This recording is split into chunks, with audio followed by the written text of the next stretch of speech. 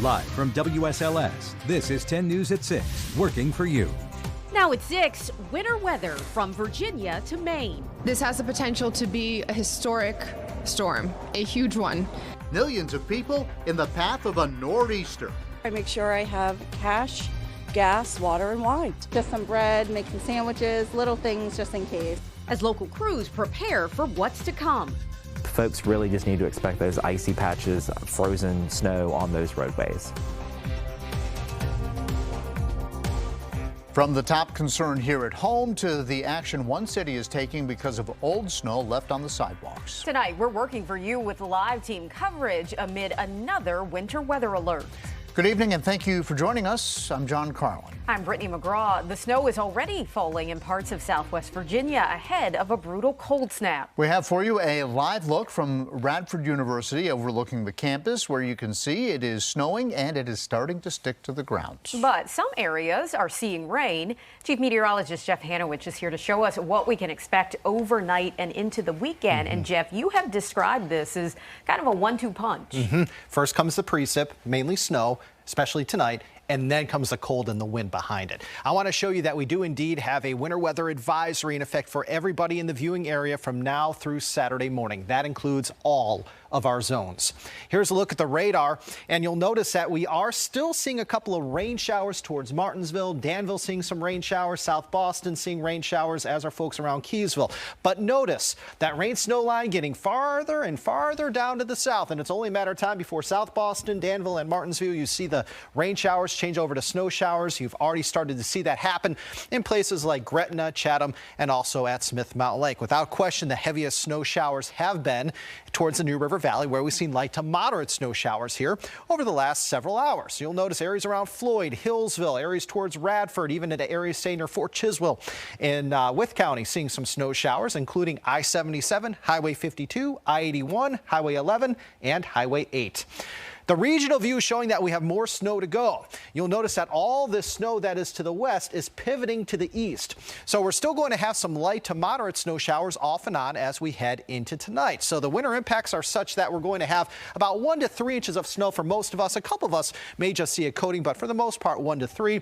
Roads will become slick and covered. And as far as power outages, few and far between, and any power outages would likely come from the chance for strong winds tomorrow. We could have wind gusts tomorrow up to 40 to 45 miles per hour with sub-zero and single-digit wind chills tomorrow morning into Sunday morning. Bundle up and take good care. John? All right, thank you, Jeff. Tonight we are tracking road conditions in our storm chaser. 10 News reporter Sydney Jackstimer is working for you. She's live in the New River Valley, driving along the highways there, which was one of the first areas to see snow. Sydney, what are you seeing?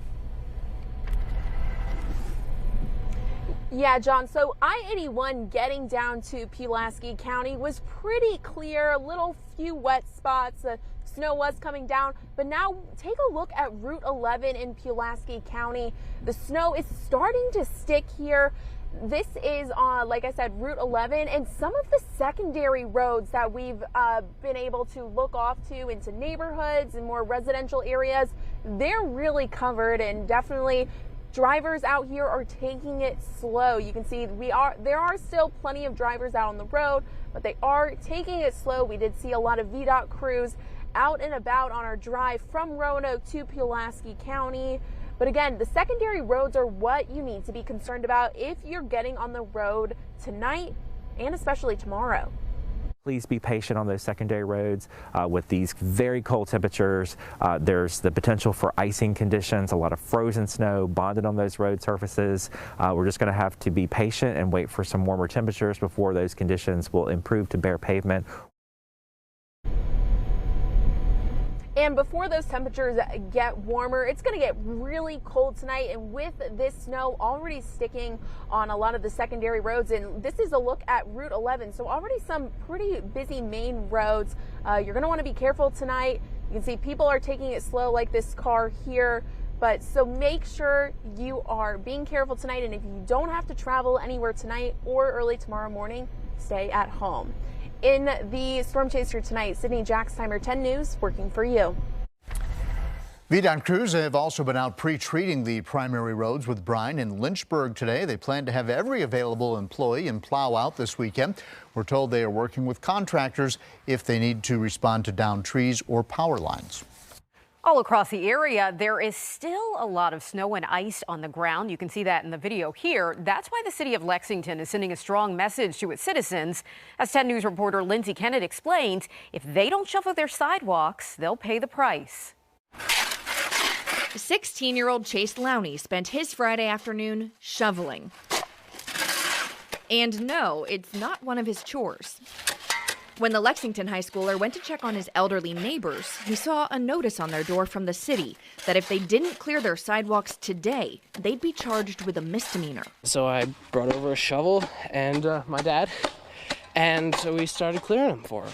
With snow and ice lingering on sidewalks from the last winter storm, Lexington city leaders took action ahead of Friday's storm. If neighbors didn't clear the sidewalks near their home by 5 p.m., they're now in violation of city code. City manager James Hallis says they could face a Class 1 misdemeanor charge, punishable with a fine up to $2,500 or up to a year in jail. I think people were somewhat understanding the first few days that the snow was not cleared, but after a week, after 10 days, people are genuinely concerned for their safety or the safety of others. City officials say they've gotten dozens of complaints about sidewalks just like this one, covered in snow and ice. People have slipped into streets. Dogs have even fallen into ravines. So city officials say if you're willing to take on the responsibility of owning a home, clearing your sidewalk comes with the territory. Oh, the joys of home ownership. This is one that comes along with it, with owning a home in the city of Lexington. Police plan to go door to door tonight and tomorrow to check if sidewalks are cleared. If not, they'll issue a summons for you to appear before a judge. It's not the city insisting that we want to enforce the code. It's us saying we want to keep our community and the individuals here safe. In Lexington, Lindsay Kennett, 10 News, working for you. Well, as we monitor this latest snow, make sure to download the 10 News weather app. It sends alerts straight to your phone and provides a list of closings and delays. You can also send us pictures through the Pin It feature. You'll find it on the app and our website, WSLS.com. Well, every day more firsthand history fades, and this week we lost 2 World War II veterans with ties to our area. 10 News reporter Tim Harfman spoke with those who knew them and tells us how their legacies will impact generations to come. World War II veterans Ash Rothline and Robert Main died this week. Rothline passed Thursday at the age of 97. A Normandy veteran from North Carolina, he was 20 years old when he landed on Omaha Beach after D-Day. By that point, the battle had moved inland somewhat, and he just remembers seeing the rows and rows of white crosses. The president and CEO of the National D-Day Memorial knew Rothline personally, as he visited Bedford frequently, vowing to help others. He and his wife created a scholarship for students who serve their communities, and for Virginia Tech cadets to visit Normandy. For us to be able to have that scholarship fund to be able to help students over the years has also been extremely gratifying, and yet another way that he gave back as well. Master Sergeant Robert Main died this week at the age of 98.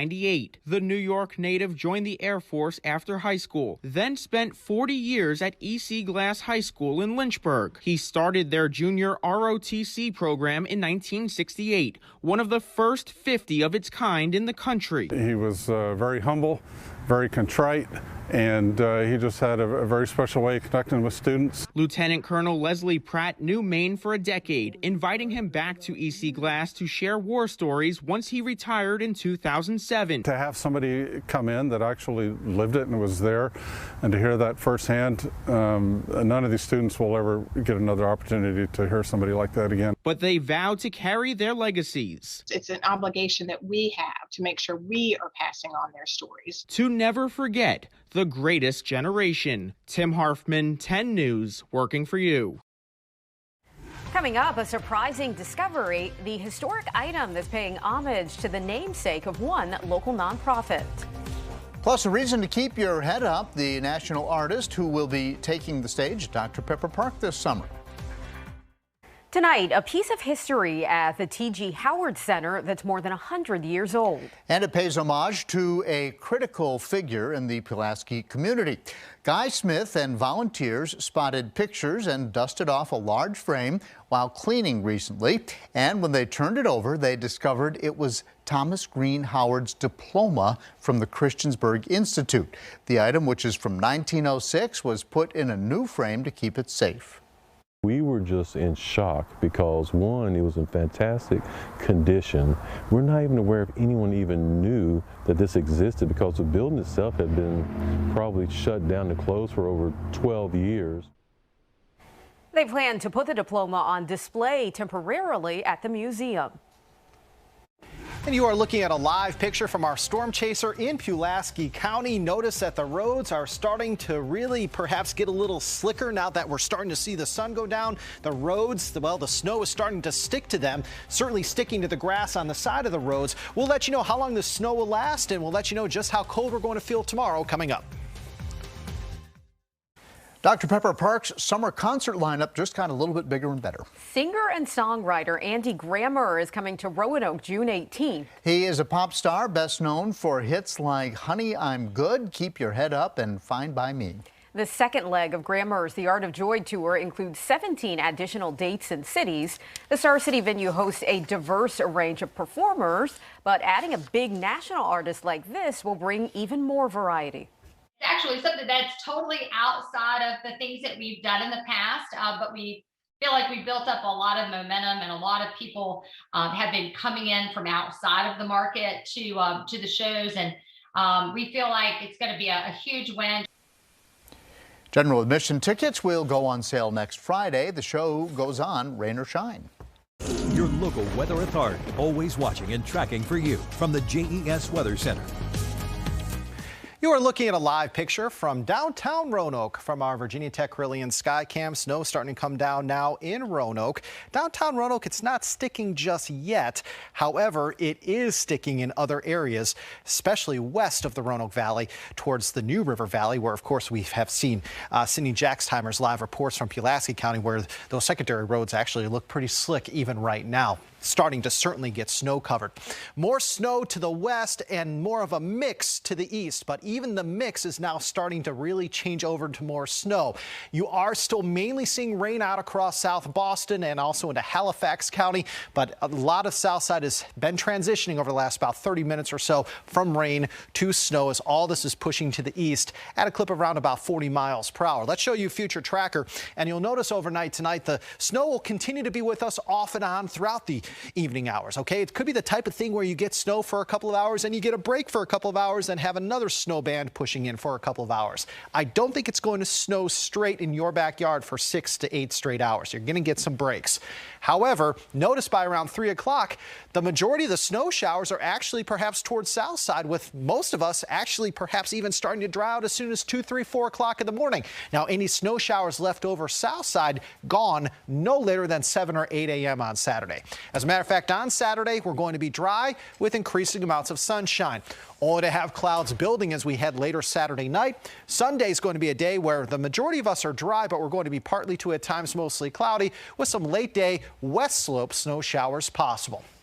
Let's show you the snow texture. Now, you got to keep in mind right now, temperatures are hovering near freezing in areas that are indeed seeing snow. So the snow right now is pretty wet. But as those temperatures plummet here as we head into, say, the latter part of the evening into the overnight, that snow will actually turn to a dry snow and then will become a very fine snow as it wraps up around daybreak tomorrow. I want to show you the winter weather impact. And again, you'll notice for us, we're going to have a minor impact here. We're certainly going to have some slick roads, no doubt, 1 to 3 inches of snow expected for us. But the worst of the weather extending from Virginia Beach all the way up into Maine. We are talking about the amount of snow in Boston being measured in feet. They could get 2 to maybe even 2.5 feet of snow in places like Boston, Cape Cod, and perhaps even Providence. Could get a foot of snow in places like New York City as this bomb cyclone really is starting to take shape. Right now it is 31 Hillsville and Galax, 33 Roanoke, 34 Lynchburg, 39 in Danville, and also in South Boston. Colder than average this January, no doubt about it. The average temperature is 35.3. That puts us about 1.5 degrees below average. It looks like as we turn the page into February, we're going to start to see some warmer days pushing in. But in Roanoke, the average temperature, again, 35.3 degrees. That's the coldest January we've had since 2018. It's been 4 years since we've been this cold in January. And as this Arctic air continues, I urge you to please check on the elderly. If you have pets at home, please bring them inside and be cautious with those exposed pipes. It is going to be frigid outside for us come tomorrow. Overnight tonight, snow is likely, getting windy, especially as we head late this evening into the overnight. Overnight lows tonight about 12 to 26. For tomorrow, increasing sunshine but blustery. Highs tomorrow, teens and 20s in the mountains. Outside the mountains, upper 20s and lower 30s. Extended forecast showing that we're going to see more sunshine tomorrow. West slope snow showers possible late Sunday into Sunday night. Monday, Tuesday dry. Chance for rain late Wednesday into Thursday. Your news and notes: Steelers GM Kevin Colbert stepping down after the draft, but might stay with the team in a new role. J.R. Smith signs an NIL deal with Excel Sports. He's currently on the golf team at North Carolina A&T. And the Rail Yard Dogs are at the Birmingham Bulls tonight. Puck drop is 8:35. We want to leave you with a live look from our storm chaser, continuing to check out conditions in the New River Valley. You can see there that snow coming down, but in that particular area, not sticking to the ground just yet. We will continue our winter weather coverage coming up tonight at 7.